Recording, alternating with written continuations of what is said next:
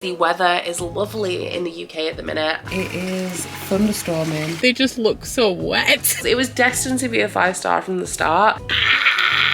I'm obsessed. I love it. This is amazing. A lot of people don't like this book, and I don't know why. The way you're like intentionally resisting bending your paw is actually just really mugging me off. Tell me you're going to see Taylor Swift soon without actually telling me. 3-star reads are truly the worst of all of the star ratings.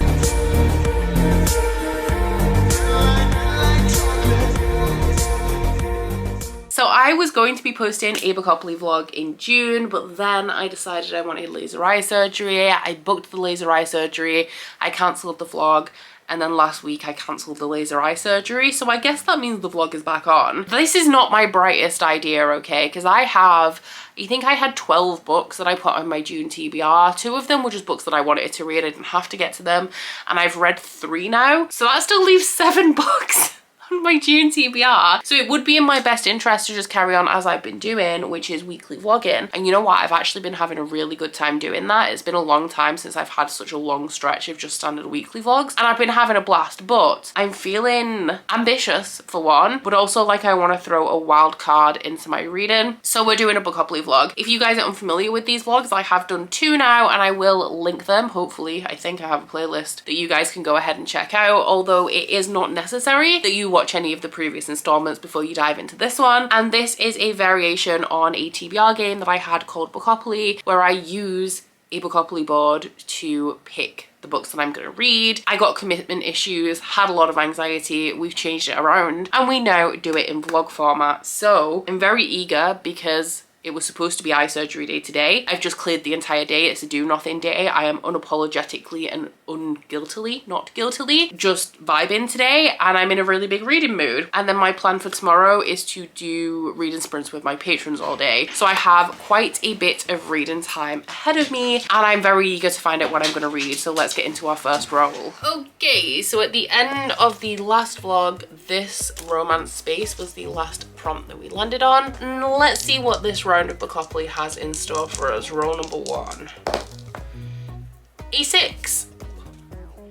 Other. This is actually perfect. So I know that you guys probably thought when I said perfect after landing on this prompt that I had a book in mind for it, but actually it's just that in summer I tend to lean towards genres that are outside of my typical, and other means any genre that isn't romance, fantasy, sci-fi, or fantasy romance, which usually leaves me with very little choice. But right now I'm very much in the mood for horrors and thrillers. I used to lean more towards romance in summer, but now that that's a genre that I read super frequently, I do tend to lean into horrors and thrillers, which I feel is definitely an odd choice for summer, but that's the reason why I was so happy when I landed on this space. As per the rules of Bookopoly as a TBR game, 1 prompt from every round of Bookopoly will be put to a vote on Patreon. As I'm very eager to start something right now, I have set this as a flash poll. It's going to expire in 1 hour because the weather is lovely in the UK at the minute, and I'm very eager to get back out in the garden and continue soaking up the sun. I've already been out there for a couple of hours this morning finishing my last read, but we do have 4 books to choose from, and I would be thrilled if any of these won. The first one is one of the mood reads that was on my June TBR, which is Tomorrow and Tomorrow and Tomorrow by Gabrielle Zevlin. This one has a bit of romance in it, I feel, but it isn't a romance. It has a bit of contemporary, but I think overall it's either a contemporary or a lit fic, and that fits the criteria anyway. And this one is about 2 friends who work in the video game industry. I think it starts off in the 80s. The next one I really don't know very much about,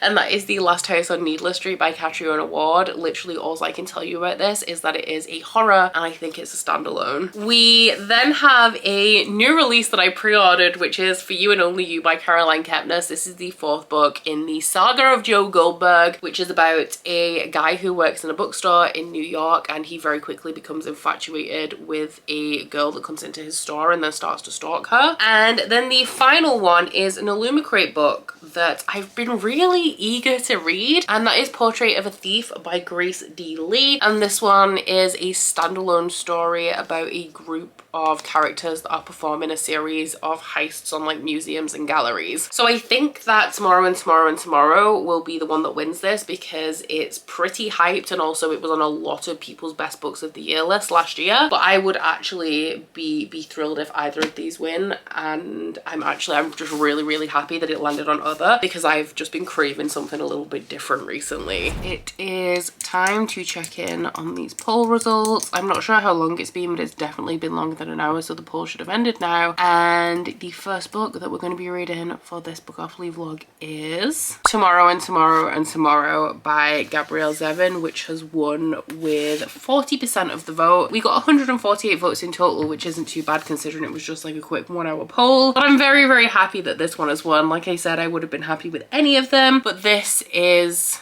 one that I did put on my June TBR as a mood read that I was interested in getting to. Looking at it now, I thought it was smaller than I feel like it actually is. 401 pages, so not too bad.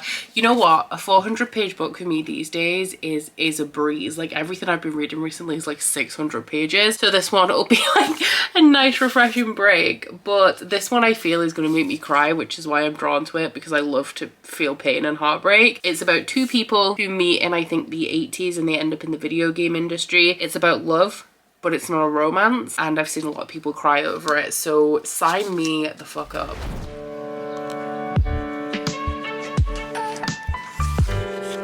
So I'm 46 pages into this now and I'm already enjoying it a lot. Before I went into this, it was giving me the impression that it was going to be kind of along the lines of One Day by David Nichols, which is one of my favorite books of all time. Mainly with the way that people talk about this book as opposed to the synopsis itself. And 46 pages in, it's very much feeling similar, and also with the way that the characters are into video games. And I mean, I'm not even really at a place where they're working in the industry at this minute. They're currently at university. They were friends when they were children, and I don't know if they've interacted between them being children and being in university at all. So that would be over like the last 8 or so years. But the present day at this moment is when they're in university and they see each other at a train station just like out of chance. But the way that they are into video games has reminded me a lot of Ready Player One by Ernest Cline, which is another one of my favorite books of all time. So this is shaping up to be a good one for me already. I am gonna pause for a little bit though and watch the Love is Blind reunion. I actually finished season 4 a couple of weeks ago now, and I was saving the reunion, but it was like 90 minutes and I was really struggling to find 90 minutes. Like, I don't watch movies anymore because I feel like I don't have either the time or the attention span to sit down for like 90 minutes to 2.5 hours. So while I've already read quite a bit today across 4 books, actually, I'm gonna watch that and maybe play just a couple of games of Fortnite, and then I think I'm gonna get in bed and read some more of this because I'm really into it.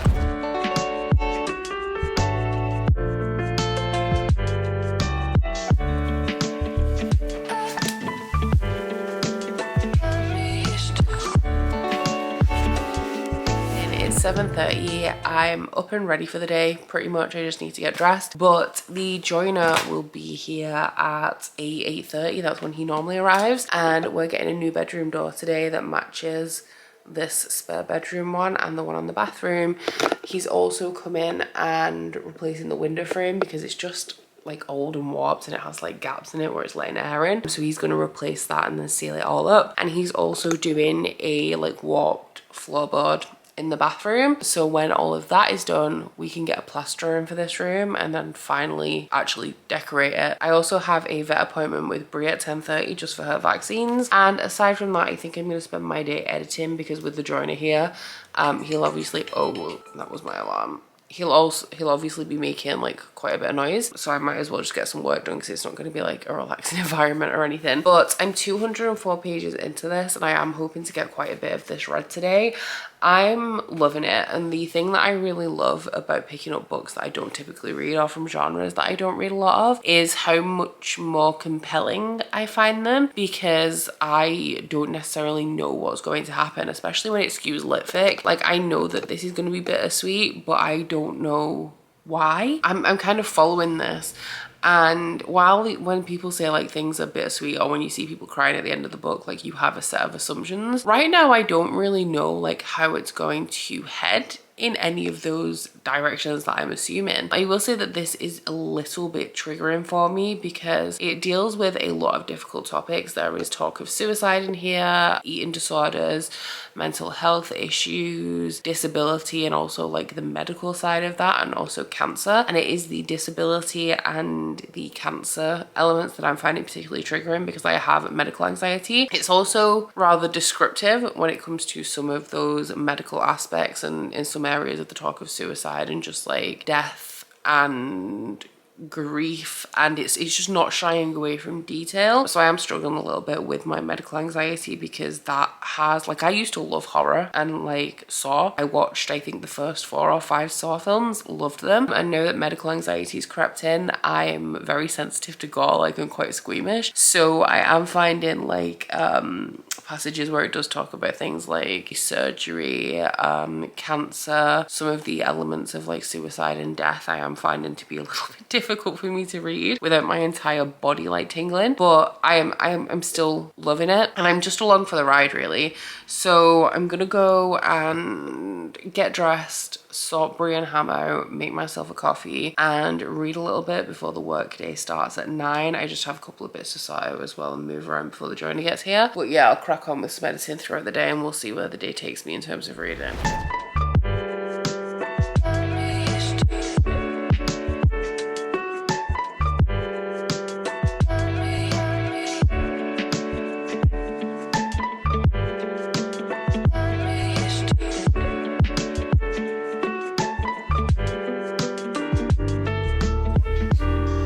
So we've just been to see The Little Mermaid. It was good. I liked it. I can't tell if it's the worst of the live action Disney films or the best of the live action Disney films. Lion King is the worst. But that's just me. I think because they tried to make the water bits look so realistic, it looked really weird because it's obviously not real. You know, like the logical part of your brain, like there was a break in immersion where I could just tell that it was fake. And then like the mermaids on land look really weird. That was weird. We've never seen them till that moment as well. We never saw any of the guys. No, and it's just the way that they just look so wet. Well, so they should. But it kind of looks like, you know, when you have a really cool Halloween costume and then at the end of the night you come home and it's all like saggy and deflated. That's kind of what the mermaids look like.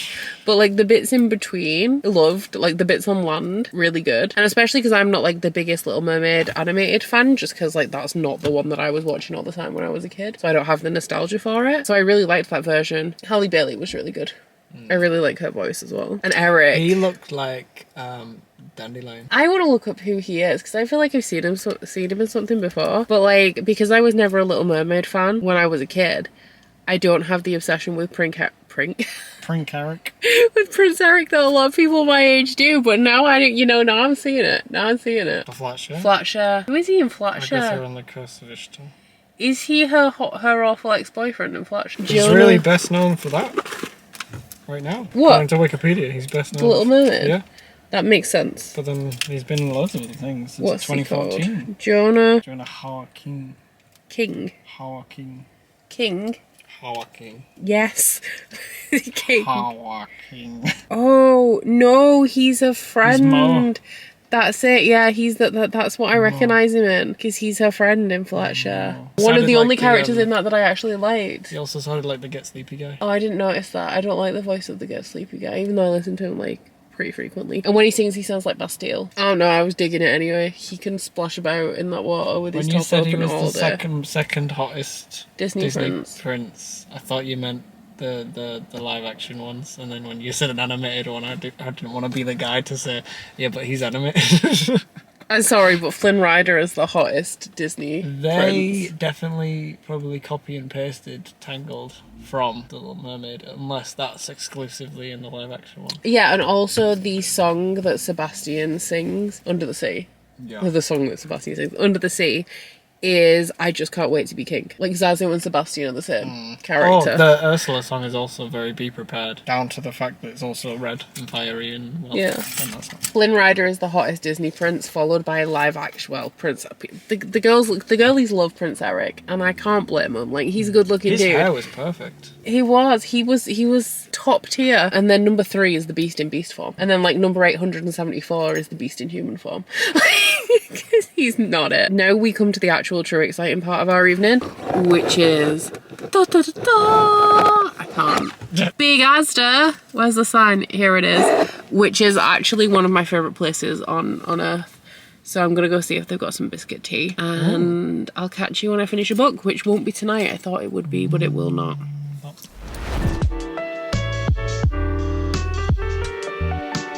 I'm 315 pages into this now and I am suitably devastated. I am a little bit concerned because I'm going to be finishing this at some point this afternoon, and I would assume that the most upsetting part of this book is the end, which is now worrying me based on the whole section I've read this morning. In terms of the main characters of this book, it's very interesting because half the time I don't even know if I like them. This is a book that's like about love, it's about friendship, it's about life. These two main characters, Sadie and Sam, are friends in a way that it's actually more familial than anything else. They're kind of like siblings, and they've known each other since they were like 12, but most of the time I feel like they don't even like each other, which is why I would compare it to more of a sibling relationship than a friendship, because like they love each other deeply, but most of the time they don't actually like each other very much. They definitely both have like character flaws as well. I find Sadie to be very jealous and assumptive and very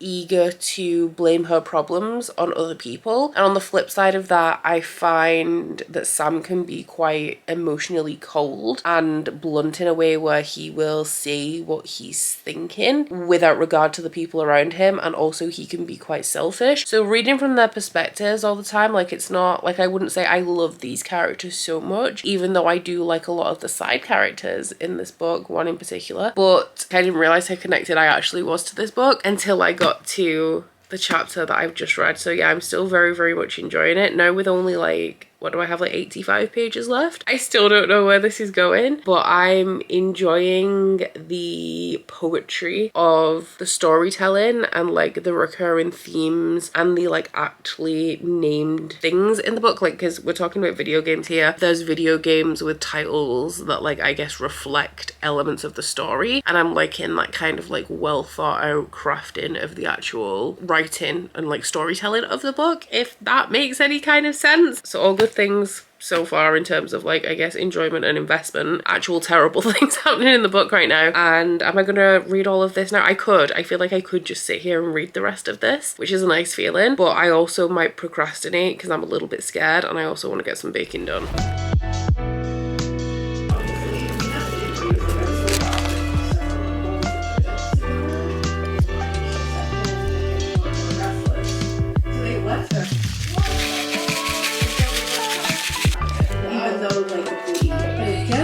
But we can do that and at least in total, procrastinating half that she had anticipated. She told the courtroom, "He grabbed my forearms and put all the pressure on my arms." So now, on the morning of December 1st, 2018, just hours before he went out with Grace,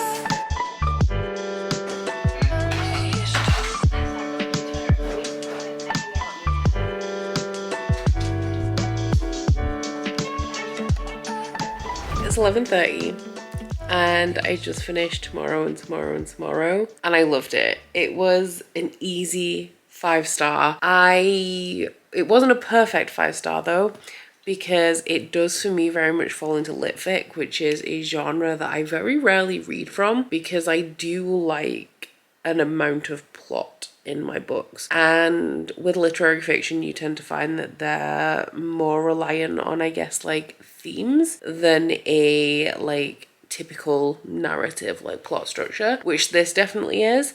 I wasn't necessarily satisfied with the point where this ended. I maybe expected it to end at a more finite point than it did. But my favorite thing about this was the actual reading experience. Like, my desire to pick this up was so much stronger than my desire to read has been for quite some time. When I wasn't reading it, I was thinking about it. When I was reading it, I wasn't looking at the time and when the next chapter was and thinking like, oh, I'm only going to read for 30 minutes and I'm going to go do this. I also found myself like reading late into the night kind of through sheer enjoyment of like, oh, I'll just read one more chapter, just one more chapter, which is something that I also haven't done in a while. If I do tend to read into the night now, it's normally because I'm very close to the end and I find it dissatisfying to put down a book at night with like a very small amount left. So in terms of like my intrigue, in terms of how invested in continuing through the book I was, 100% like found it to be so gripping. It does mainly focus on the themes of work and friendship, love, grief, pain. I give you a few content warnings for this book earlier on, but just know that there are so many more that I haven't give you and I'm not going to. One, because there's actually so many in here that I couldn't touch upon them all, but also I feel like it would be better to just say like, if you feel like it's necessary, if you do find yourself especially triggered and you need content warnings, then I would advise that you go look them up, because there's just, honestly, there was so much packed into this book. It touched upon so many things,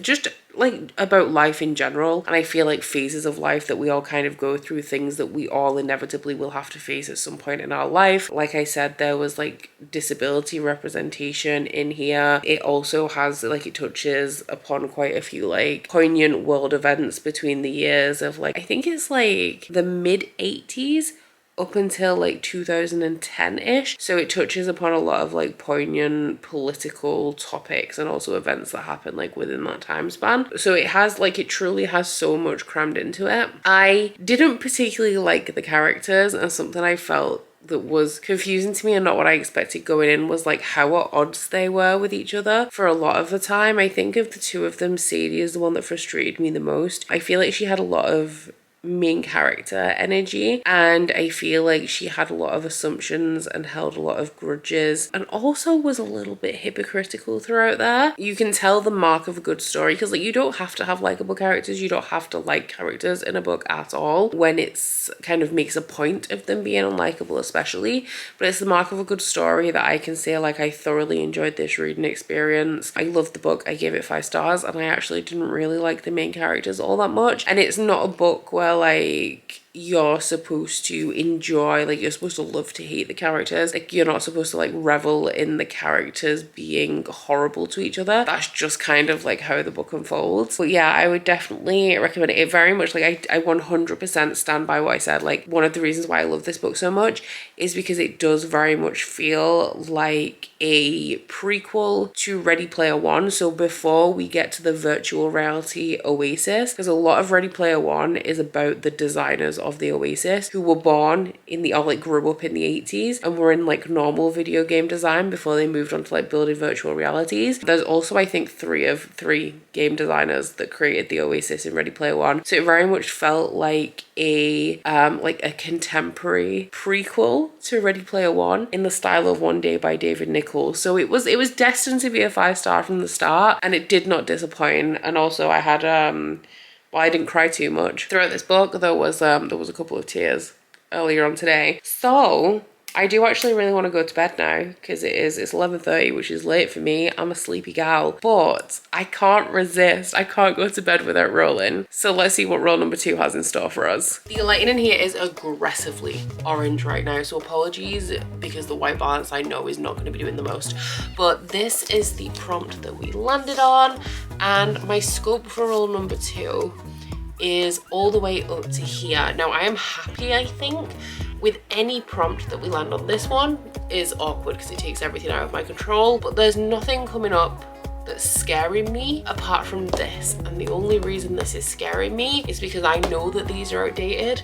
So if we land on there, I'm gonna have to make an entire new chance deck to pick from. Also, that is 7 spaces away from where I am, and 7 is the most commonly rolled number with 2 6-sided die.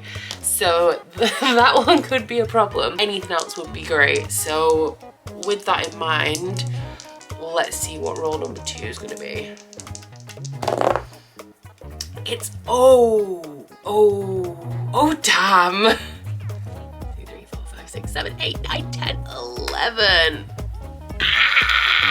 So this one is a prompt that we do not get super often. It is go to my own TBR and randomize. So every year in December, I make a video that is my entire own TBR. I go through all of my shelves and we count the amount of books that I own that I have not read. So when I land on this prompt, we go to this video, and as you can see, there were 530 books that I had unread when I made that video. I now pull up a random number generator. I'm so scared. And we put the minimum number 1. The maximum will be 530. I'll just generate a few times to get it going. Then we generate. And the number is 519. We go back to this video. This is going to be something upstairs. And we scroll till we get to book number 519. Hacienda by Isabel Cañas. Lifestyle by Taylor Hahn. Things We Do in... It's a random thriller. It is Things We Do in the Dark by Jennifer Hillier, which is a random book of the month thriller. But if we think back to what I said when I landed on other, it's kind of exactly what I'm in the mood for right now. So I'll just go get it because I have no recollection of what it's about. So Things We Do in the Dark by Jennifer Hillier. It looks next to my others like a bit of a chunky one, but it's only like 342 pages, so it's not too bad. This one is about, oh, we have celebrities in here. I think I said to either you guys or in my Patreon sprints that when I want to read a thriller, like I actually really don't care what it's about. I mainly just want thriller vibes. If I didn't own any thrillers, I'd literally just go into a charity shop and just be like, oh, it's a thriller, and read it. I do like things that contain celebrities. So this one is about a woman who's arrested in her bathroom and her celebrity husband is dead in the bathtub. So she's worried about this because she knows that she's going to be arrested for the murder. But the main problem is that with all of the media attention that this case is going to get because her husband's a celebrity, is that somebody's going to recognize her from her like past life that she's hidden and put behind her to start this new one. We also have a I remember this one now. We also have a secondary character who was convicted of a similar murder in a trial that was a media sensation, and she knows who the other character whose husband is dead really is, and she's granted an unexpected early release from prison and threatens to expose all of the other characters' secrets. I'm gonna go, right, just based on the synopsis and based on like common conventions of just plots in general, I'm gonna hypothesize, and I'm choking, I'm sorry. I didn't bring any water up with me either. I'm gonna hypothesize, and I'm not gonna tell you if I'm right or not because I'm obviously not gonna spoil the book for you, but just based on that synopsis, I feel like the main character is the person who actually murdered the person that the other woman is convicted for, if that makes sense. Or she's like a child or something, because it doesn't say how old she is, but obviously if she's younger than like 45, then that's not really likely to be the case. But yeah, because this is a thriller, hopefully it'll be a quick read and exactly what I was in the mood for.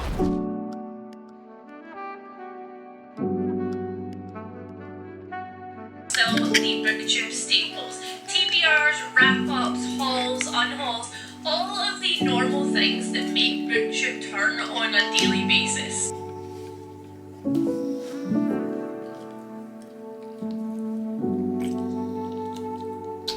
Good morning. I am settling in to a day of content editing. I've just proofed a video for tomorrow and I have just finished editing and exporting a second one for later this week. And the rest of my day is going to be spent vlog editing, which is by far the most time consuming editing that I do. Like a standard weekly vlog can take me like a whole day to edit, which is really funny to me actually, because I remember back in the day a few years ago, people used to think that vlogs were like super lazy content, but for me at least they take me the longest to put together. But I do have a little bit of a reading update for you guys. I didn't read a whole ton yesterday because it was Father's Day, so I spent the majority of the afternoon with my dad. I did a bit of horse riding and we went out for some food, which was really nice, and then I came home and I spent the evening with Curtis. So I'm only 72 pages into this. I read about 40 yesterday and I read like 30ish this morning, but I'm not loving this. I'm not enjoying the writing style, I feel. So this one is about a woman who is found on the floor by her husband's dead body. So her husband's dead in the bath and she's found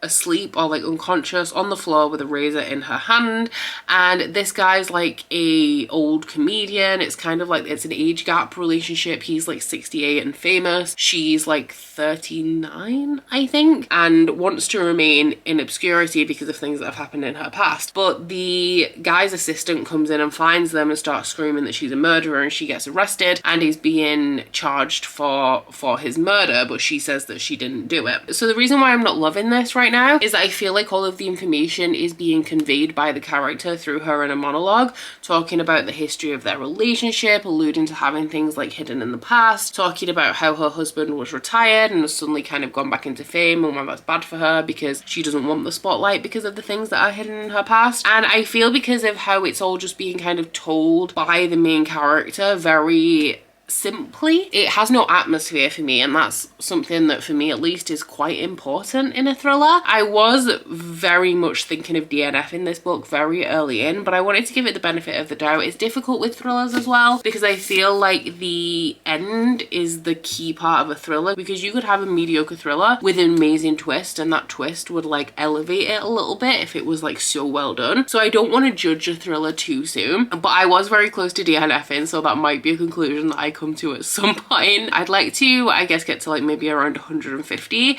and one of the reasons why I've just decided that I will persevere with it a little bit longer is that we have had a perspective shift, because the second part of this is that a woman who was convicted for the murder of her lover is just being released from prison, and the main character knew her in the past, like before or when this was happening, like when she was arrested for her husband's murder. And we've actually just shifted perspective to a guy who was a journalist that now runs a podcast, that while he was quite young when it happened, it was like the very early stages of his career, he has some connection or some interest in the Ruby Reyes case, which is the woman who's just been released from prison, because of his interest, like his professional interest in it, like at the time that it was actually happening. So now that we have that perspective shift, my interest has kind of like been reignited a little bit, because I want to know what like extra dimension this second perspective adds to the story. But if it doesn't perk up through at this point, then I feel like it might be a DNF. So this is the weather right now. It is thunderstorming, it's hella raining, and Curtis has just asked me to go to the supermarket with him, and I'm like,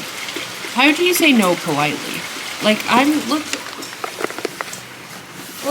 I'm wearing cycling shorts. I had slides on until like 30 seconds ago. I don't want to go out. I'm just casually sat in the queue for the Taylor Swift ticket registration, because I know if I don't do it now then I will completely forget and then be absolutely devastated when I don't have access to the ticket sale. But I also know that that ticket sale is going to be carnage, and I'm very much not looking forward to it. But I have finished Things We Do in the Dark, which is, I feel, a vast difference from where we were yesterday when I was 70 pages in and I was wondering whether I should DNF. I've read like 180 pages of this today. I completely flew through it because it is a thriller and it's compulsively readable, and that is what I want from a thriller. So it definitely delivered on that point. I was all throughout yesterday in two minds whether to DNF this, because I knew that it wasn't going to be groundbreaking. Like, it felt very 3-star, and while I don't regret reading it because I did enjoy it, especially the more we got in, I guess the twists were being revealed. I did guess them all,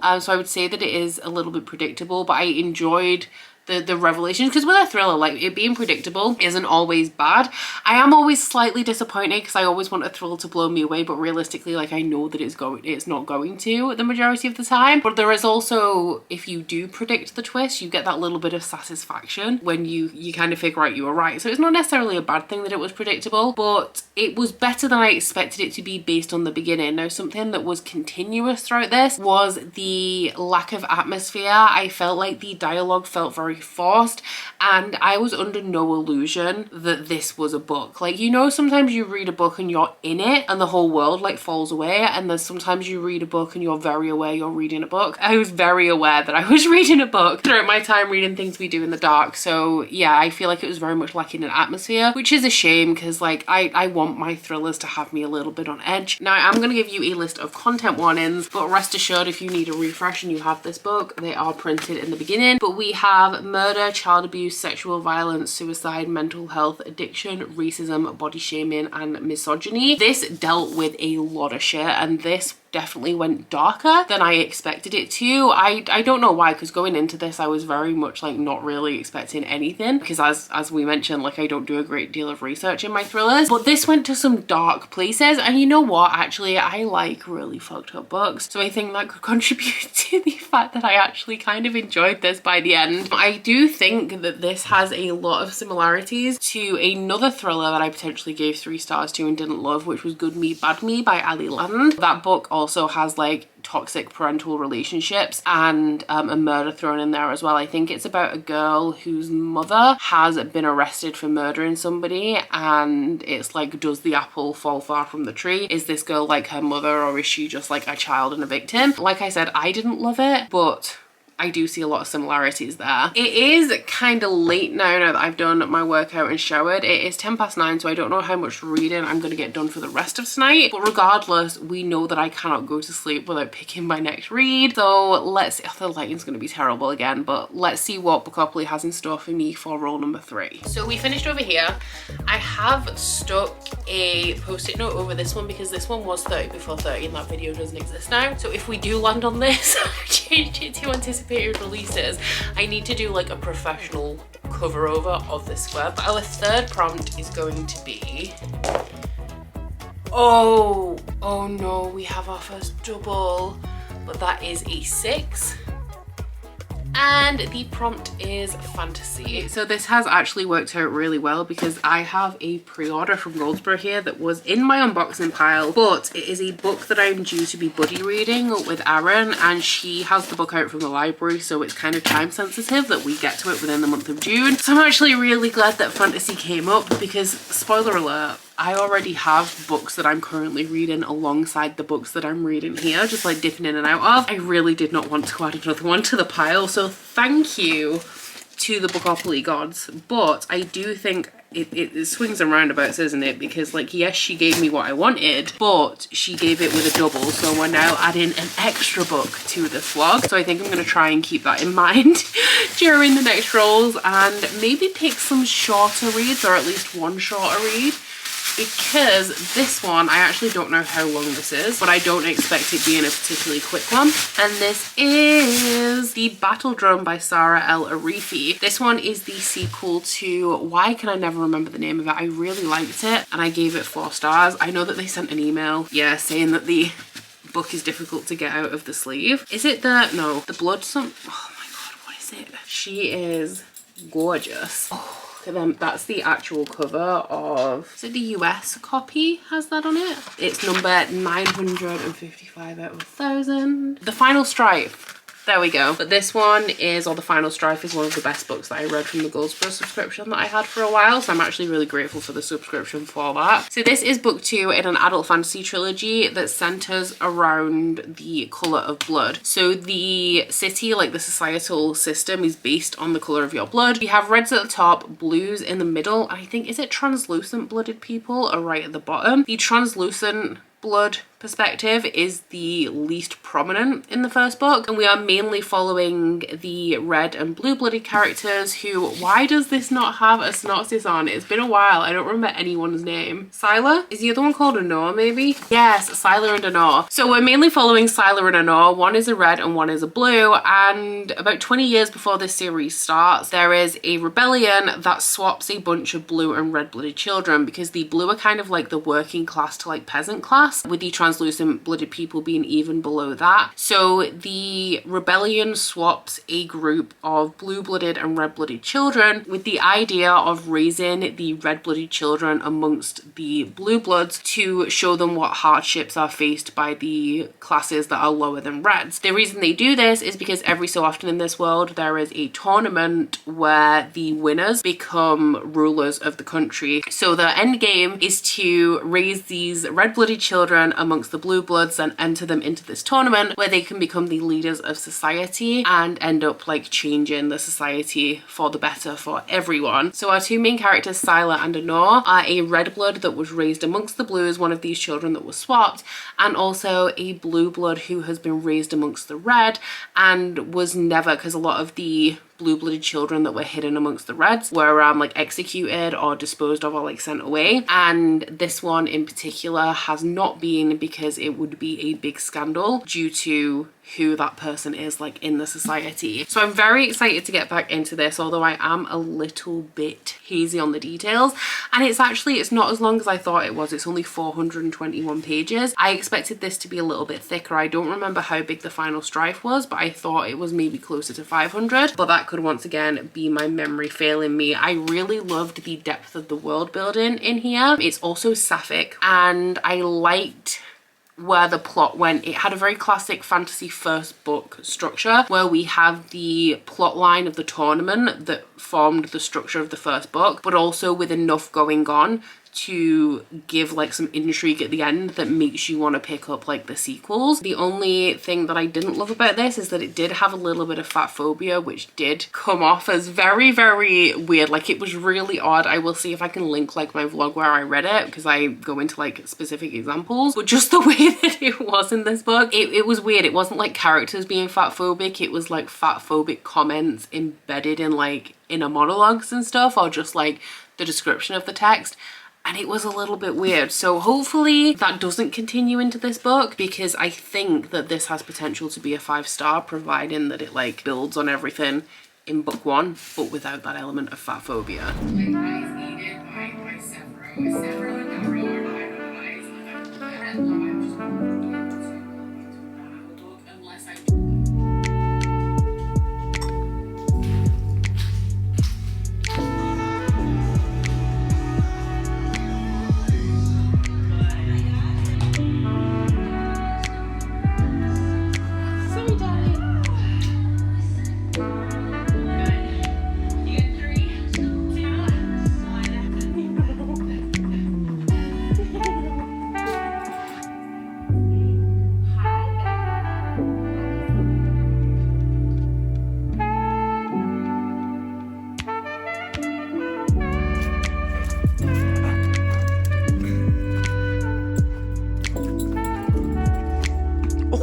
I'm sorry. I need to hit you on the bum.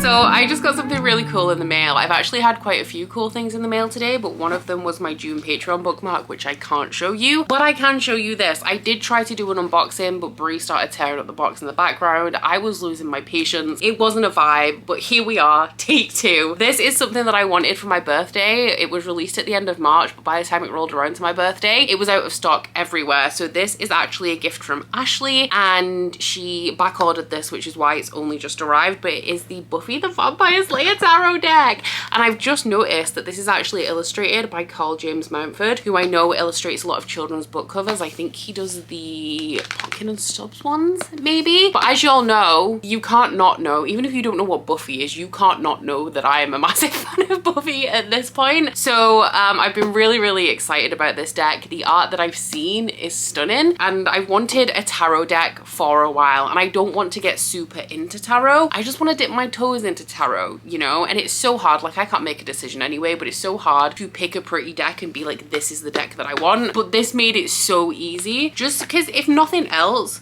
just having a little bit more Buffy the Vampire Slayer art is practically a dream to me. So pretty. I'm not going to show you all the cards. Oh my god. If you know, you know. I hope you don't know, but if you know, you know. Oh my god. Giles. This is amazing. I'm so impressed with this already, and this is just looking at like a selection of the cards. So thank you so much to Ashley for gifting this one to me. It is pretty much the perfect gift. Oh my god. And I have been desperate to get my hands on this. No, not the oh. This is a lot. I'm obsessed. I love it. This is amazing. Speaking of Ashley, actually, I got a little something to fill you in on that I haven't yet.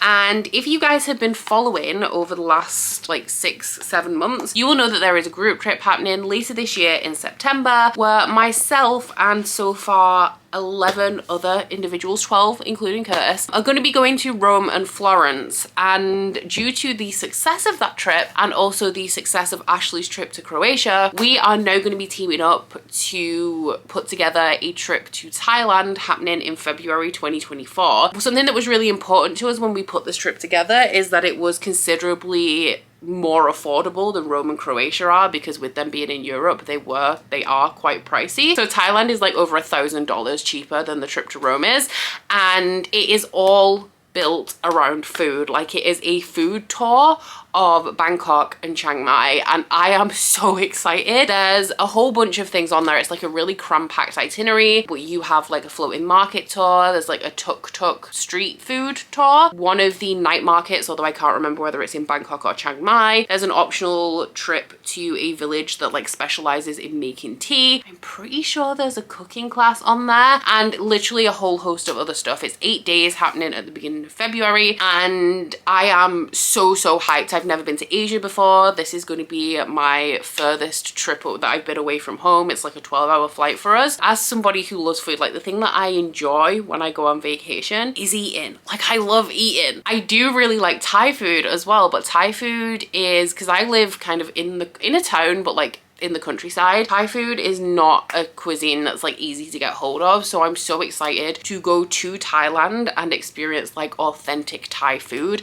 and also street food, because your girl loves street food too. So I'm not going to mention this consistently. I will just pop a little reminder in every now and again to let you know that this is happening. But at any point, if you want to check that out, if you are thinking about joining us, then the link will always be in my description box. To secure your spot, you need a 25% deposit, and you don't have to pay anything else until 3 months before the trip. So that's going to be, I think, the beginning of November, I want to say. Everything, like all of the accommodation, the majority of the food, because it is a food-centric trip, the sleeper train that goes between Bangkok and Chiang Mai, and airport transfers are all included within the price that you pay. The only thing that isn't really included in the price is the international flights to get to Thailand. But once you're in Thailand, it's a really cheap place to be, obviously depending on like your native currency. But if you're like GBP or USD, like the conversion rate is really good. So Thailand is like so cheap to be in, so you wouldn't need as much like in terms of spending money. So just thought that I would let you guys know that that is a thing, and if at any point you decide you want to join us, you can check out all of the details, the full itinerary, all of the inclusions and exclusions in my description box at any point. Bree, come here. Good girl. So I am just about to head out. We're going to Manchester today to see Peter Gabriel, which was what I bought Curtis for his birthday. I got him Peter Gabriel tickets. But I'm 212 pages into this now, which is just past the halfway point, and I'm really enjoying this. I really sold this book short when I told you guys the synopsis, because there was so much that I'd forgotten, and I'm very surprised how quickly I've gotten back into this book given how weak the synopsis that I gave you was. Now, there is a very short recap at the beginning in the form of a song. There aren't too many songs in this book, which I'm grateful for, because there were quite a few in the first book, and it was definitely like one of my least favorite elements of the story as a whole. I also forgot how much I am frustrated by the character of Scylla. Honora is also a little bit frustrating. She's grown up in a position of privilege, so she does have like a little bit of a spoiled brat element. Not too much, because while she's grown up in that position of privilege, a lot of people don't actually like her and don't treat her very well. So it's not too bad, but she just has like just a little bit of spoiled only child energy. But Scylla is very self-sabotaging and also impulsive, and there's nothing more frustrating to me. It's not necessarily a bad thing, as in like it doesn't make me hate them or anything, but there's definitely not a lot that frustrates me more than an impulsive character that doesn't think through what they're doing before they do it. One big element of the book that I forgot about is is it called the tide wind? Have I just made that up? Every night there is a storm that blows through that's made of sand, so everybody has to stay inside, otherwise like your kind of flesh gets stripped from your bones with like the ferocity of the storm. And it's gradually been getting worse. I think it used to take place over an hour, but as time is going on, it's taking up more and more time. So kind of while we have that tournament plot line going on and like the struggle to overthrow the government and like change the power dynamics. While that is a part of the plot and it very much forms the basis of book one, we also have this overarching plot of like, what is this storm? Why is it plaguing us? And why is it suddenly getting so much worse? Now, this book is also expanding the world and I'm really, really enjoying it. Like, I'm so into this, considering it's not overly dense or anything, but considering it is high fantasy and there's a lot going on, I am not struggling with this at all. I'm really very deeply invested in it. My only, not worry, but something that I'm looking out for throughout this is that this is only 400 pages. It's like 70 pages shorter than book one. And with the speed at which the world is expanding, and also with having characters in different locations, some in like the location that we started off with and some in like this new location as the world's like growing bigger, I wouldn't say this feels like a 5-star right now, but it is 100%, provided nothing goes drastically wrong towards the end of this. I would say it's definitely a 4, and I'm having a great time with it. There's also been some quite dramatic moments towards the end of the sections that I've really been enjoying, and as well as like the expansion of the world, we've also had the introduction of new POVs, also expanding the world along with like the main narrative. And yeah, I'm just overjoyed with how much I'm enjoying this. I feel like I've had a lot of second books in a series that I've said I've given the first book 4 stars, so this one's a 5-star prediction, and I feel like every time I've done that recently it's disappointed me. And while I don't feel like this one is necessarily going to be 5 stars at this point, I do think that it is at least as good as book one, if not slightly better, because one massive thing it has going for it right now is that there's been no fat phobia so far. So that is already a big plus. So yeah, we'll see how the end of this transpires. Because I'm out all day, I don't anticipate getting to the end of my buddy read section with Aaron, which is, to be fair, I'm on page 212 because I read a little bit. The end of the section is page 252. So if I take advantage of motorway time and also potentially reading a little bit when we stop for lunch, I could do it, but the buddy read that I have going with Aaron anyway has me on track to finish this on Sunday, which at the minute I foresee absolutely no problem with that. I feel like I could potentially finish it sooner.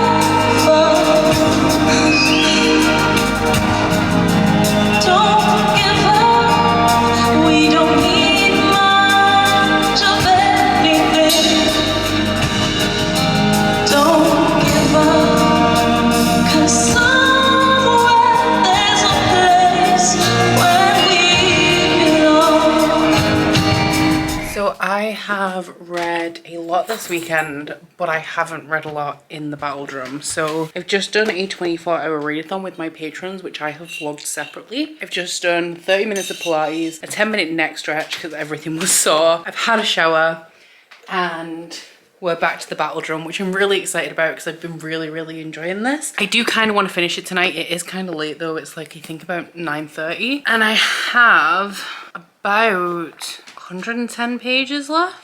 Oh, a little bit more than that. I've got 130 pages left, so I don't know if I can finish it all tonight. But while I would normally be going to bed at 10:30, Curtis is out tonight. He's gone to see Sting at Scarborough Open Air Theatre, so I'm gonna wait up for him to get back anyway. And what am I gonna do but read?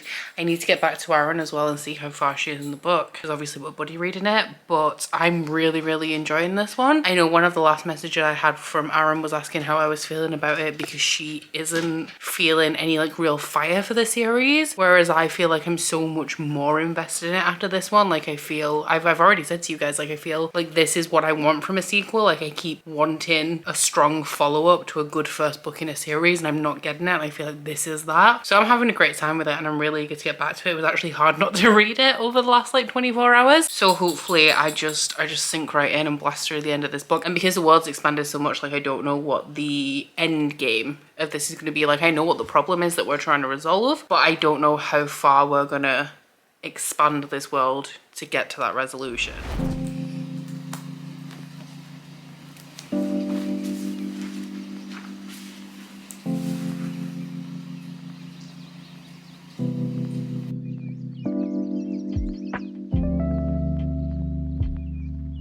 I just finished the battle drum and I loved it. The plot twists towards the end of this were so good. Not even at the end as well, like all throughout the plot twists were really, really good.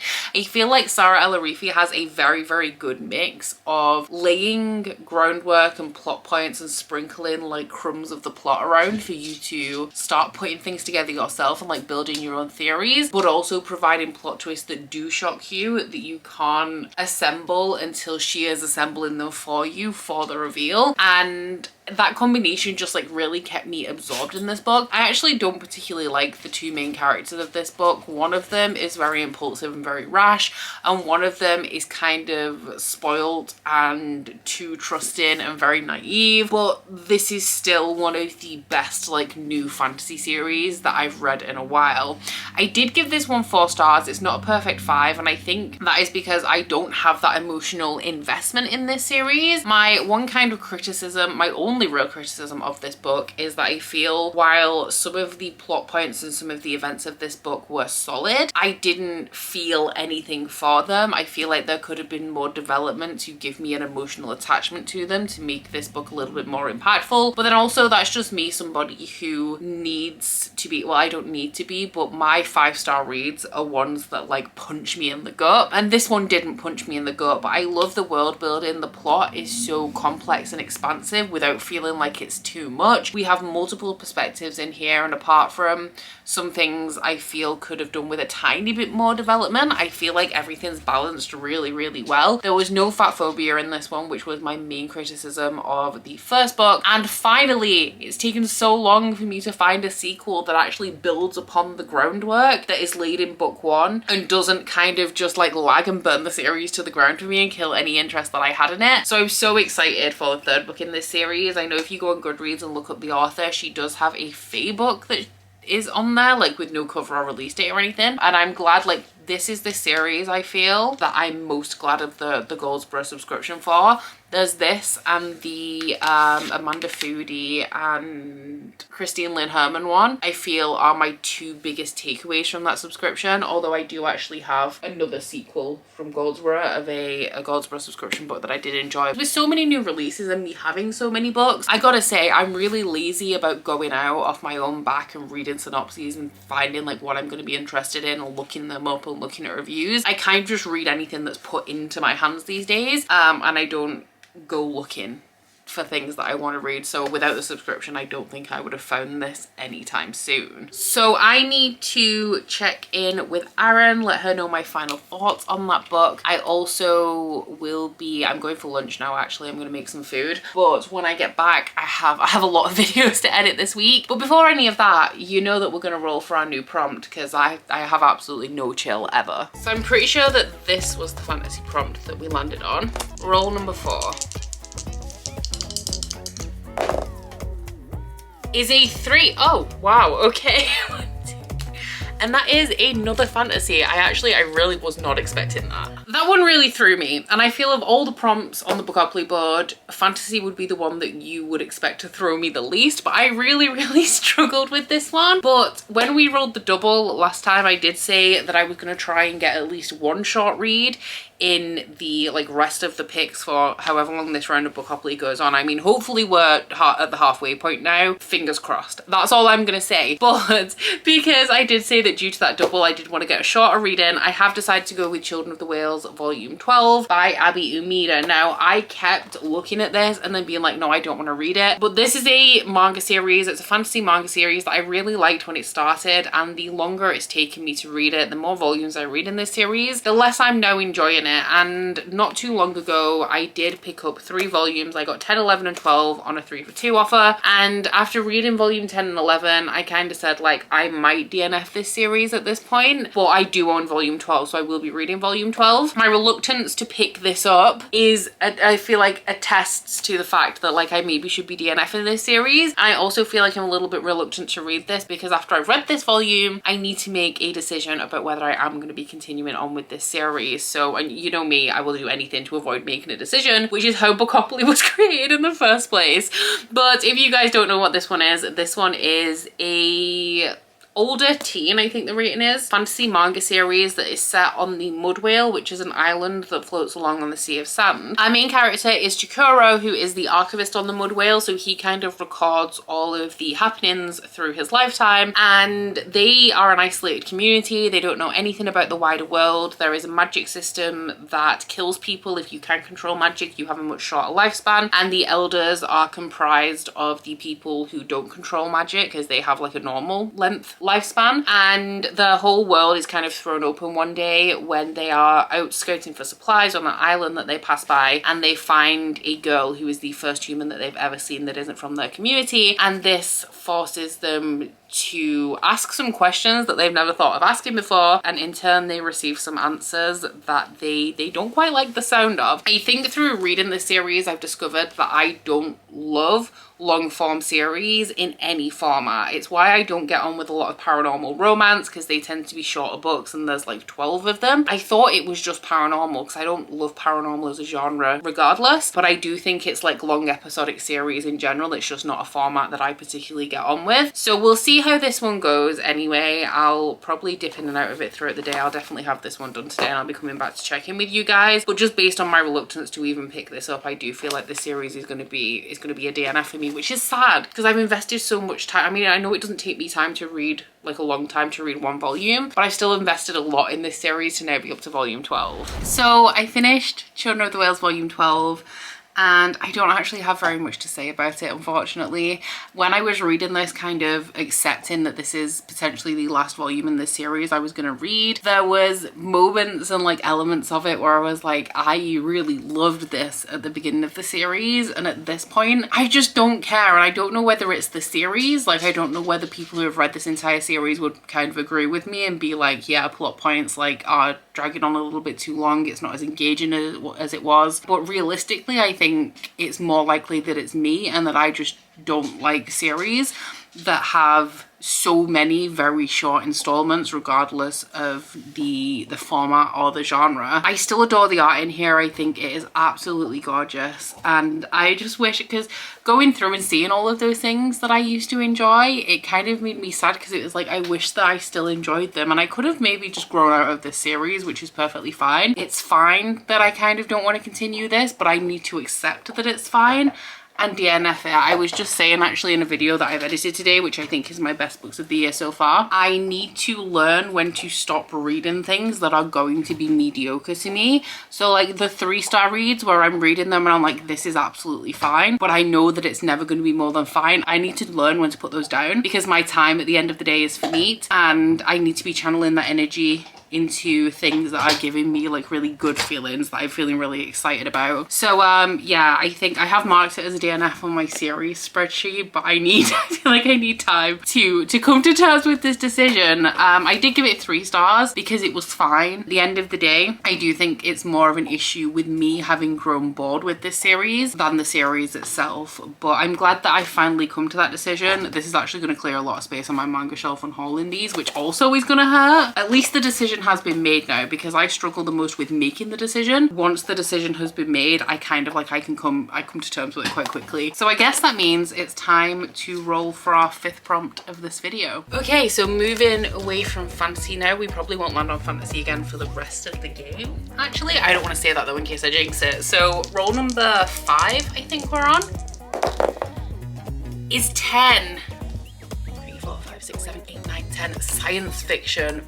Oof. So I was a little bit worried that Sci-fi was going to come up next because there is only one option for me right now, which is Dark Age by Pierce Brown. Lightbringer comes out next month, so I need to get Dark Age in at some point, and I'm really excited to read it, but it's 750 pages. So it's a good job that I put a short read in for that fantasy pick, right? So I will be reading along physically while listening to the audio of this, and on 2x speed the audiobook is 16 hours and 59 minutes, so we're in for a ride. I've heard that this is brutal as well, and knowing Pierce Brown and having read 4 of the books in this series, I believe it. But if you guys are unfamiliar with Red Rising, you're clearly new to my channel, so hi, welcome. Let me introduce you to one of my favorite series of all time. This is a sci-fi series. It's set in space. The overarching plot is dystopian, but it reads like a martial fantasy. So we're following a guy called Darrow, who is a red in a colour cast system where reds are right at the bottom and golds are right at the top. Darrow and the rest of the reds are mining for a valuable resource called helium-3, which will allow people to terraform the galaxy so that humans can escape the dying planet Earth. However, when Darrow's wife makes herself a martyr to spur him into action, he goes to the surface of Mars and discovers that the planets have been terraformed for a while and his people are essentially being kept in slavery. So Darrow then joins a rebellion with the intention of infiltrating the Golds and breaking them apart from the inside. Now, we have 2 story arcs in this series. The first is comprised of 3 books and the second is comprised of 4 books. So this is the second book of the second arc, which takes place 15-ish years after the conclusion of the first story arc. So there's like a 15-year jump between book 3 and 4 essentially. I have read book 4 this month and I thoroughly enjoyed it. One of my best books of the year so far. And I'm scared for this one. A lot of people don't like this book and I don't know why. And I'm scared to find out. Lightbringer is my most anticipated release of 2023. I nearly said 4. So I would like to read it on release. I don't actually have it pre-ordered though. I have the Goldsboro edition pre-ordered, but I also have the Fairy Loot editions of the first 3, and I will be, hopefully, fingers crossed if I can, I will be getting the Fairy Loot editions of book 4 and 5 as well. So I didn't want to end up with tons of copies of Lightbringer when I knew that the one like main copy I wanted was the Fairy Loot one. Wish me luck, I guess. I'll make a start on this tonight, and who knows how long it's gonna take me to get through this beast. But thank you very much to Beth for gifting this to me. Beth is also a big fan of this series. I don't know if the text is smaller than usual as well in here. Oh god. I wonder how large Lightbringer is then, because this is literally a doorstop. Not the smartest idea when I have other chunky books that are on my general priority TBR that I should be reading, and instead I'm picking up a different 750 page book. That's wildly aggressive. He does not like me. Her purse. He took whatever money he could find out of Millie Gross, and that's what he does next. And he told investigators, quote, "You notice that he's referring to it as it." Yeah, that's not even, like, disgusting.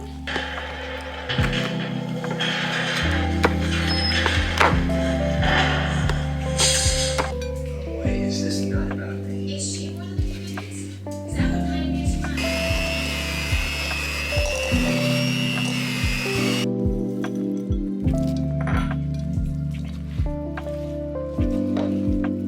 Any of that was so stupid.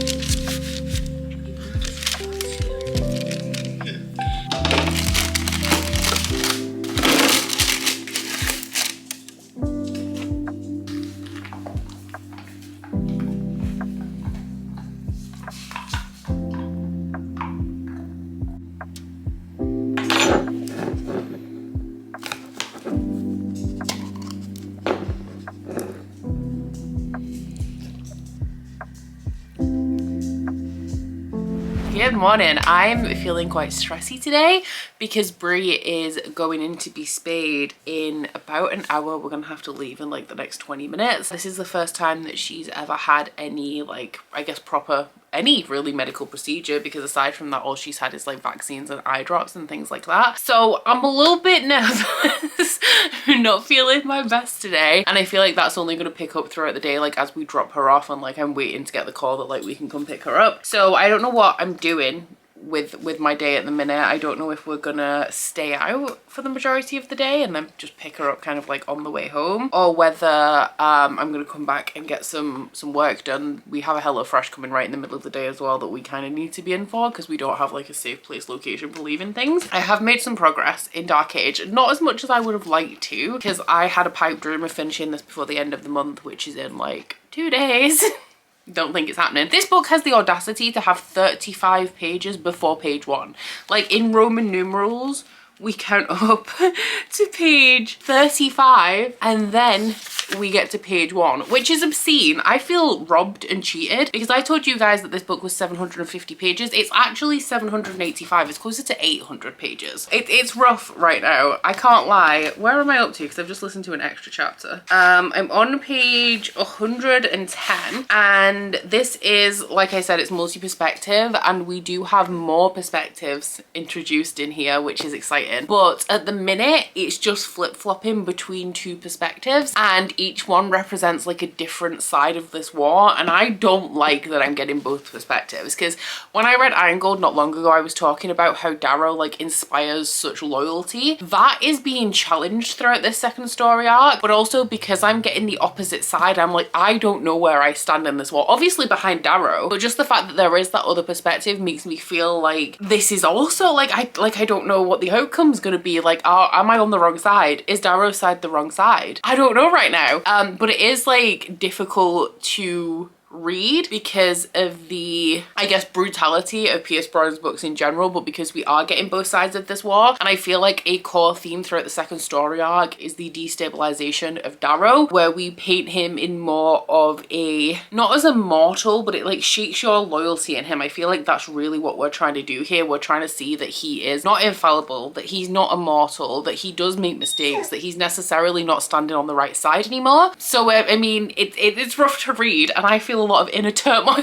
right now. Something else, when I was reading Iron Gold, I was talking about the audiobook narration and how there is one perspective in Iron Gold, who I can't tell you who it is because it's kind of a spoiler for the first like story arc, but the narrator for him was very flat, which kind of makes sense because the character himself is kind of aloof, but there was no like performance of anybody else's lines. Like when we were interacting with other characters, like their dialogue wasn't performed the way that the audio narrators were performing the dialogue for in the other perspectives. That narrator's been replaced. So I guess I'm not the only person who thought that, but it was it's a little bit jarring now because I don't like to read books in a series via audio if I've physically read earlier books in the series, because my tone then doesn't match the tone of the books. So I have a certain tone and like narration in my brain for this character, and now it's changed. I am like, my brain's struggling a little bit with that disconnect. It's rough, but I'm enjoying it. I'm scared. I'm really nervous about this book. It is kind of tedious at the minute as well because it is a lot of like battle strategy and also action scenes,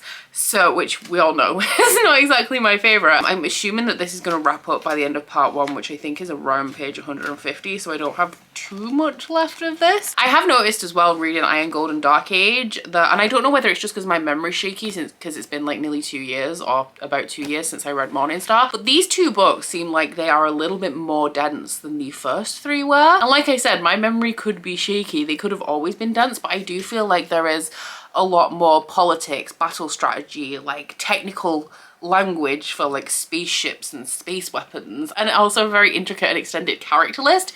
So I don't know whether I've just lost a few brain cells since 2021 or whether these 2 are slightly more dense, but I'm noticing like I'm listening on 2 times speed while reading along instead of 2.2 because a lot of the time I need to really focus, and I've managed to put the book down a little bit like when I'm making a coffee and just listening along, but I can't do that for long periods of time because I really need to focus. But yeah, so far so good. Hopefully I'll make a big dent in this today, but like I said, I have no idea what my plan for the day is, but I don't think that this one is going to be finished by the end of the month. I might actually, we'll see how I feel when I get back today. I don't have time to do it now anyway, but I might roll for hopefully our last book of this video so that I have something to swap between maybe, but we'll see, because obviously it's not super convenient having an audiobook and reading along for when I'm out and about or if I'm picking up books in short bursts. So that's a thought. Don't be surprised if the next thing you see is a roll. We'll see how the day goes. Look who's back! It's a babe. It wasn't actually too long ago that I realized that when I told you guys that the joiner was coming 2 weeks ago, I didn't update you guys to say that like he didn't actually come. He ended up rescheduling a couple of times, which I mean, just like life happens, you know? But today he has been. Look at my new bedroom door. Look at this. I can open it without kicking it. Ta-da! He's also, you can't even really see a difference, but he has also replaced the architrave around the window, so that is no longer letting in any air down the edge. And now we can finally move on to the plastering, which as you can see sorely needs doing, especially like in places like up here. And this one as well. Ain't looking too hot. But he actually said when he left that his brother is a plasterer, which is like, it's the one thing that I really love about where I live. Everybody that we know knows someone, which is kind of like when everybody knows me and knows my business, then it's a problem. But when you're looking for somebody to do a job, it's great because now the plastering is going to get done by somebody that we actually trust. So that is great news, but what is not such great news is that I'm feeling a little bit overwhelmed this weekend because I'm leaving to go to Rare next Friday. So this time next week I'll be in London, and I've been trying to sort out my videos because when I get back from London I'm pretty much only home for a day, then I'm going back to London to go to Denver, and there's only like one day between those two trips. So it's kind of just like hit me all of the things that I need to get done now, and I'm supposed to be like not really working this weekend and enjoying my last weekend at home, but at the same time I have this like voice in my head that's like panicking about all of the things that I need to do. So I was supposed to have a Patreon live show today, but I'm just feeling like too mentally overwhelmed to do it. Like the thought of talking to anybody is actually kind of putting me in panic mode right now. So I'm gonna do my workout, which I also don't want to do. I actually just want to like cozy up and read,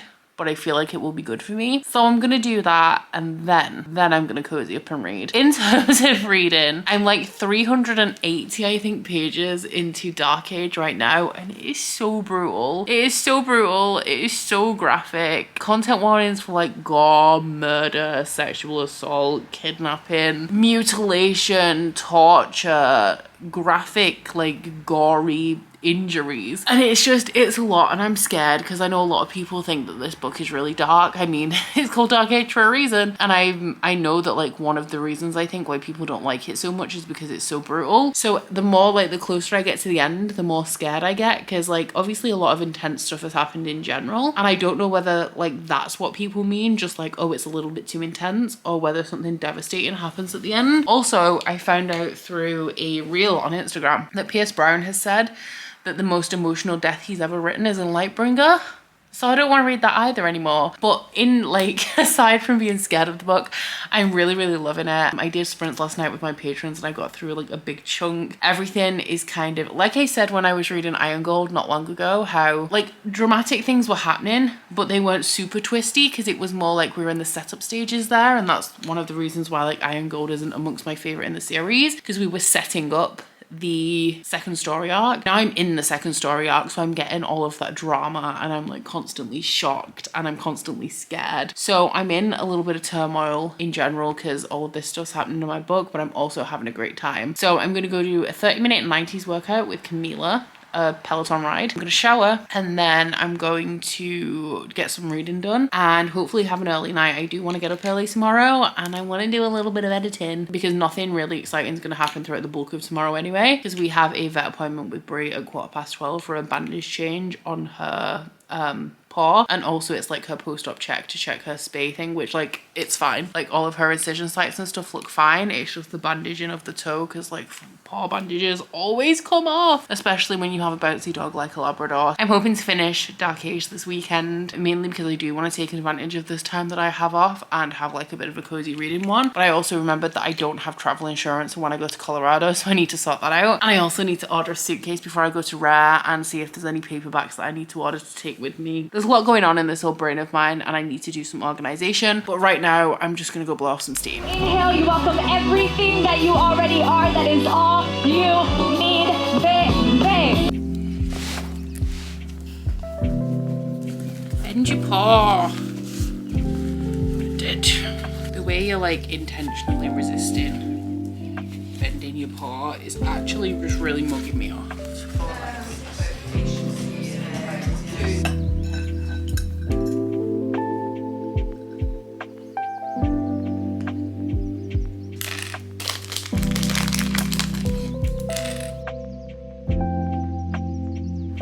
So it's Sunday morning. I am still hopefully planning on finishing Dark Age today. I'm 566 pages in, but oh my god, the end of chapter 66. I knew, obviously, like I've said, I know that this book is intense. I've been warned that this book is intense. I'm like genuinely shocked. I'm really hoping that based on the brutality level of the rest of this book that we don't have something big and devastating at the end. I'm hoping that it's just like a steady intensity throughout the entirety of the book, because at this point, like, the things that are happening that aren't big climactic end of book events are already too much. So I've already had like a moment where I teared up as well, which was probably like about 30 pages ago. I'm scared. I don't know if I can hack doing all of this book. I've still got like 4 hours, I think, of the audio left, which is why I'm not sure if I am going to make it, because that's a lot for me as somebody who's not super tolerant to audiobooks in general. The jury's out whether I could actually finish this today, but at this point, like, I don't think I'm not sure if I could even emotionally handle making it to the end of this book right now. I've had a very, shall we say, bejeweled Amazon delivery that I wanted to show you guys before we get stuck into it. This is essentially tell me you're going to see Taylor Swift soon without actually telling me that you're going to see Taylor Swift soon. So I picked up, I need to do some work on these. I got some nude rhinestone fishnets. The reviews on these say that the rhinestones go like all the way up the inside of the thighs, so I'm going to try and pull the ones from the inside of the thighs off with tweezers to stop them from like catching and also cutting up my legs. But I also got one of these like kids bejeweling things, and I have tried it. I put one singular rhinestone in my hair. It definitely works, but like I'm going to use it to put gems in mine and Kelsey's hair, which I'm real excited about. And I'm so ill prepared as well. I literally leave for Colorado in 10 days and I'm only just getting this stuff together. But I also picked up a bracelet making kit. I used to love making bracelets when I was a kid. I had to make some bracelets. So this came with 2 packs. I got one with a lot of letters in, because obviously like that's the main part of the bracelets, and this one is all the multicolored beads. We're gonna see how it goes, because I might end up ordering some like different kind of beads, some pony beads and also crystal beads, to make some like different types of bracelets, also like mix and match.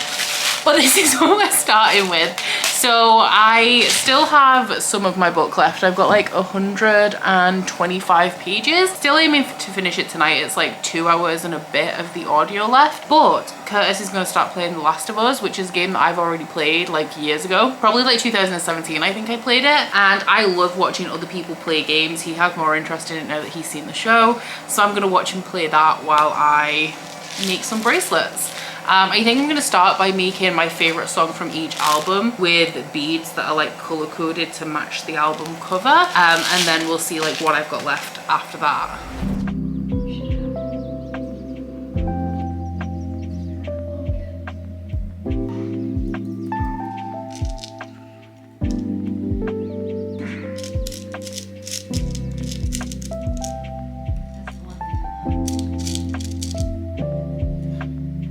I think we might have a new favorite book of the year. I finished this last night super late on. I was forcing myself to stay awake. I was getting really tired at like 11:30, but I had like 30 pages left and I had to finish. So I finished just past midnight, and the end of this had me reeling. This was giving Golden Sun energy. The last 100 pages of this is just, or maybe even slightly more than 100 pages, but it's just plot twists and reveals and horrible dramatic things, just one on top of another throughout the end of this book. Golden Sun has one of the most like dramatic cliffhangers that I've ever read, and this one does not rank as highly like on the cliffhanger front, but damn, some of those reveals had me shocked. And then it's just the way I feel stupid for not noticing things in the past and like throughout other books in this series that would have led me to kind of not see that was coming, but maybe at least suspect it a little bit. I'm thrilled with one particular plot twist that happens at the end of here. I am so happy, because I was really upset with how something was handled earlier in the series,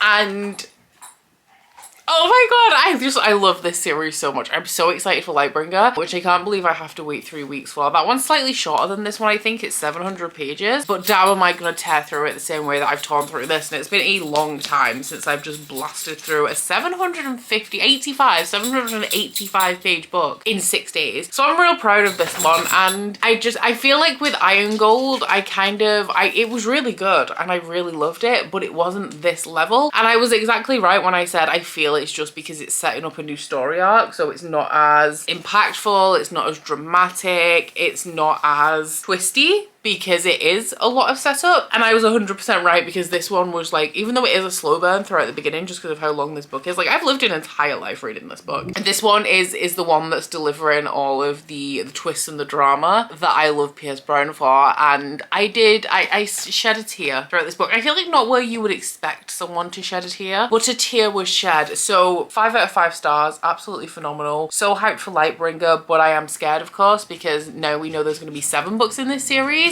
So I'm gonna have like a year wait at least for Red God, and that hurts. I'm also really interested but also concerned to see where Pierce Brown is gonna go after this series, because obviously he's been writing this series for like ever now. I think Red Rising was published in like 2015, so he's never written anything else outside of it. And as somebody who loves this series, I'm so excited to see him write more, but I obviously have no idea what shape that is going to take when all he's written so far is the Red Rising series. So it's Monday morning, and let me tell you, my anxiety about doing fun things next week, you would think I was going to my own funeral, the way that I keep waking up in like a panic, because in 4 days I'm going to do something fun and hang out with friends. Like, what? What's the problem here? I don't feel like it's that, actually. I don't think it's rare, which is happening this weekend. I think that it is the fact that I'm going to Colorado by myself next week, and that I have to like go to London, stay in London by myself, go to Heathrow, which is a very busy airport that I've never been to before. Can you let go of this? Get a flight, a 10-hour flight, which is my longest flight that I've ever been on by myself. So I feel like that being on the horizon is really messing up my zen. But we do have one more book to, hopefully just one more book, God, to fit into this video. So let's go ahead and just see what that's gonna be. So hopefully our final roll. So we landed on Sci-fi last. Roll number 6. Is he 7? 4, 5, 6, 7. And that is other, so pretty much exactly where we started. I needed a minute to think about this one, so I went and made a nice coffee while I did. But I have 2 books on my TBR that would kind of fit for this. The first one that I was gonna go with, the one that I felt fit the prompt the most, was an apocalyptic thriller. That's one of my Patreon picks. It's my Patreon pick for June. But then I saw this book, which is on my currently reading, and my gut said that it didn't count, because even though other literally just means anything outside of my typical genres, I'm very pedantic as a person, don't know if you've noticed. So typically I use other for like horrors and thrillers, but that doesn't actually mean that it has to be horror and thriller. That's just what I had in mind when I put it on the board. It literally is any genre outside of romance, fantasy, sci-fi, and fantasy romance. So this kind of can be considered as romance. It could potentially be considered as fantasy romance. It just doesn't feel like either to me, really. So I'm gonna go with Gwen and Art Are Not in Love by Lex Croucher, because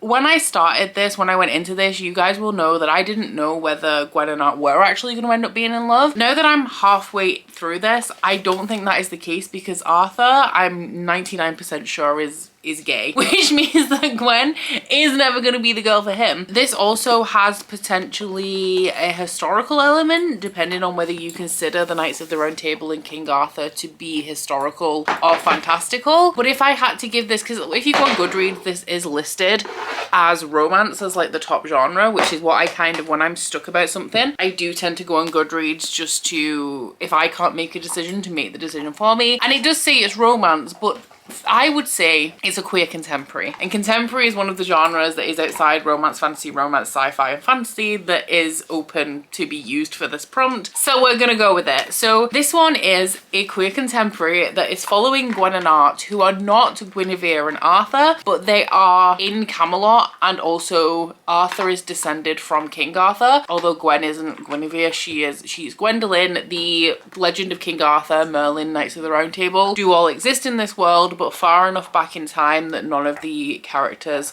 have actually met any of those like legendary figures. Gwen and Art are also betrothed. The problem is that they absolutely despise each other. So after Gwen finds Arthur kissing, I think it's like a stable hand, and Art finds Gwen writing like romantic diary entries about a female knight, they decide to go along with their betrothal while also like pursuing their own relationships. I don't think this is going to turn into like a happily ever after romance between Gwen and Art, which is why I'm like, while it's greatly romantic in nature, I wouldn't call it like a romance in terms of the genre. I mean, I wouldn't even consider it a bend. This is pretty solidly within the bounds of the other space. It's just because, like I said, I am super pedantic that I'm like, there are better fits for this prompt. But it's fine. This book is outside of my comfort zone just in general anyway. It's not the typical thing that I like to read or that you will find me reading, so it fits in other, or like the spirit of other, just in that regard anyway. I have been reading this super intermittently. This is the book that I've been reading alongside everything else, like when I can't plug into an audiobook and listen to Dark Age, or I've read Iron Gold last month as well. If I'm going to the salon or I have an appointment, I've been taking this with me so I can just like dip in and out of it. And because of that, I don't feel like I've actually given this book a fair chance up until now, because I'm reading it in like 20-page increments spread across the last like 5 weeks. So I'm actually really happy that this is giving me the opportunity to give this book its moment and actually focus on it for the second half. I've got like 240 pages left, because it's not that I'm not enjoying it while it is outside my comfort zone, so I'm not like so into it. It's just that I really truly have not given this book its chance, and when I do, it's a pretty easy, pretty quick read. I am doing Patreon sprints tonight. My plan for today, can you give that back? I don't know what's happened, but she has gone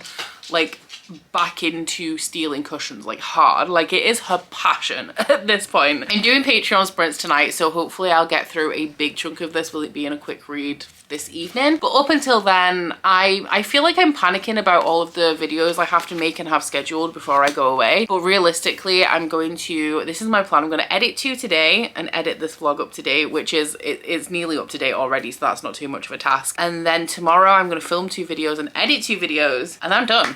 I'm gonna have to turn around a vlog really quickly in the one day I have between London and Colorado. But aside from that, I'm done. Video, which is Blood Mercy, I Feel Raw. This one is currently the series that my Patreon book.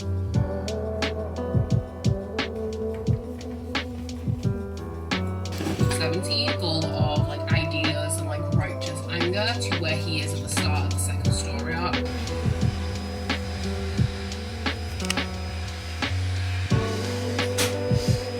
Bride by Roshni Chokshi. This one I'm actually desperate to read because I believe it's a gothic story, like additional touches as well. And then the final question number 13, is what books you need to read by the end of the year. What I need to read before I go back in and read Stormlight, which I'm really excited about. Okay, so I'm going to be making a decision that I really didn't want to be making, and I think I'm going to be DNFing Gwen and Art Are Not in Love. I did mention in my July TBR that there was a chance that I would be DNFing this, just because of a lack of interest. Like I said, this has been on my currently reading since the end of May, and I do still stand by, like, I didn't give this book a chance, so I wanted to give it the chance to be my priority read, for me to get into it, for me to dedicate some time to it. And I don't think that this book is bad at all. I just really don't think it's for me. I do like books by Casey McQuiston, and this is very similar in the kind of story it is, where you have a like queer romantic story on the backdrop of something just a little bit more fun. Like One Last Stop has like time travel, frozen in time elements, and Red, White and Royal Blue has this like idealistic political background. So this I feel is very much in the same vein of Casey McQuiston's books, but either I'm not in the mood for it because it's YA, I'm just not super vibing with it, and it's not even that I don't like it, like I'm reading it and I'm like, this is good.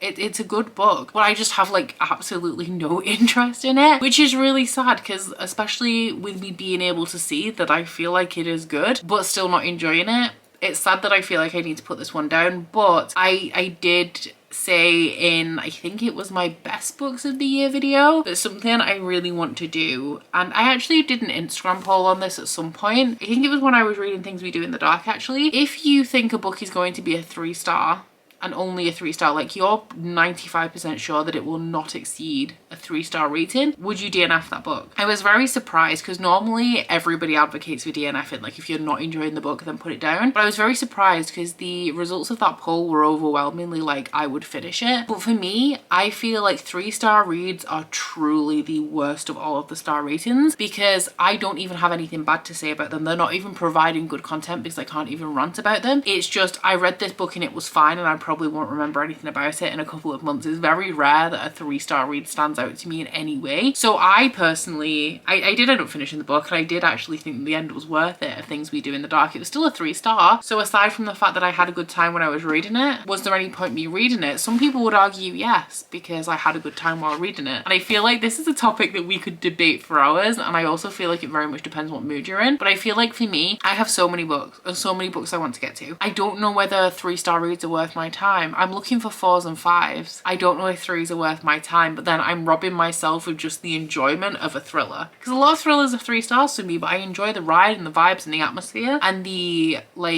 pace of a thriller more than I care about like the story, the plot and the writing. So the story and plot are kind of the same thing, I guess. So yeah, I'm doing myself a solid in this regard by DNFing a book that I know is going to end up at a 3-star. Not even because like I feel like this is at least a 4-star book, but for me personally, I know it's going to end up as a 3-star and I don't really foresee anything changing that in the last 150 pages. So I have read 70 pages since this morning. I have given it like a solid chunk and I could probably finish this tonight if I wanted to, but I could also start something else. And time is finite, you know? My time is spent better elsewhere. So that's just my justifications for DNFing this book. And I don't even need to justify myself, you know? Like I've said, it's not a bad book. It's not for me. And that's fine. That's all we need to say. I feel worse about this because it is an arc as well, but obviously I'm not going to be reviewing it now because I'm not finishing it. But I do, if this sounds interesting to you, pick it up because I actually genuinely think it's good. I feel like I'm really trying to sell that point to you, like it is good because I'm DNFing it, but trust me, it is. I really enjoyed this vlog. I feel like we've had a very, very good vlog. I have read 2 books that are going to be amongst my favorite books of the year. Not necessarily the best sequel that I've read this year because that would go to Dark Age, which is also like my favorite book of the year so far, but my best sequel to a series that I'm not as invested in. Is that the way to phrase it? The best sequel in a series that isn't something that's like my favorite thing ever, like Red Rising. You know, I feel like you know where I'm coming from, and trying to articulate it is actually making it more confusing. But to recap what we've read in this long ass vlog, the first book that we completed was Tomorrow and Tomorrow and Tomorrow by Gabrielle Zevin for the prompt of Other. 5 stars, one of my favorite books of the year. Loved it. The second book that we read was almost a DNF, but I pushed through and I did not regret it, and that was Things We Do in the Dark by Jennifer Hillier. This one was to fulfill the Go prompt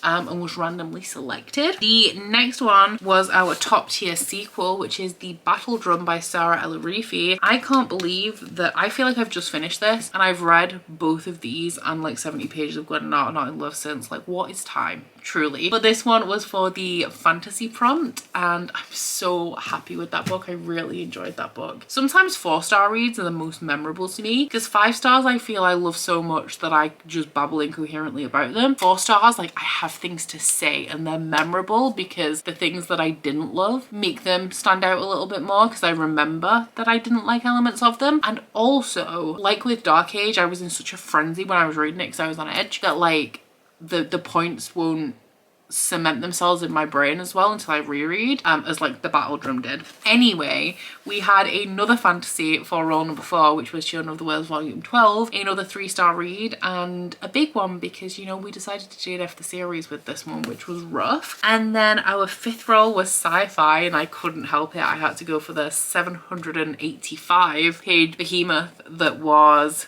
Dark Age by Pierce Brown, my new favorite book of the year, but we all knew it was going to be a strong contender.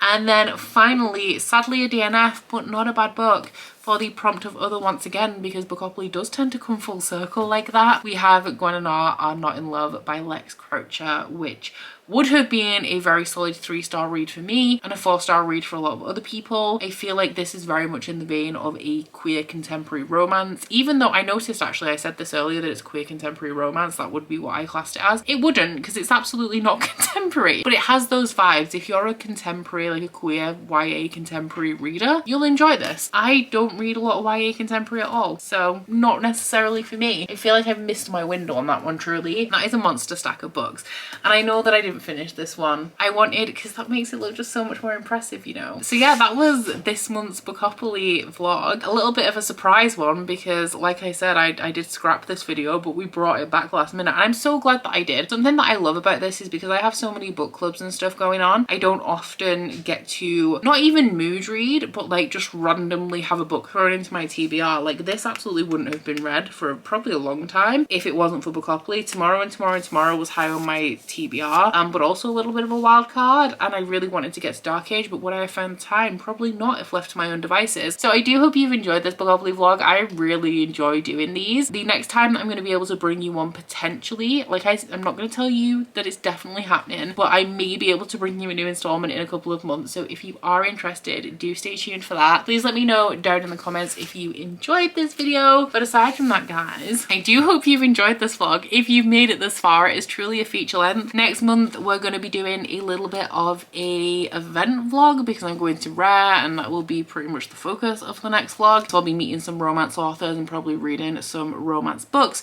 So do stay tuned for that if you are interested. But circling back, because I'm repeating myself, I do hope you've enjoyed this vlog if you've made it this far. If you have, please don't forget to like if you liked it, and subscribe if you wanna, and I'll see you guys next week. Bye! Oh, you bite your friend like chocolate. You say you'll go where nobody knows, with guns hidden under our petticoats. We're never gonna quit it, no, we're never gonna quit it, no.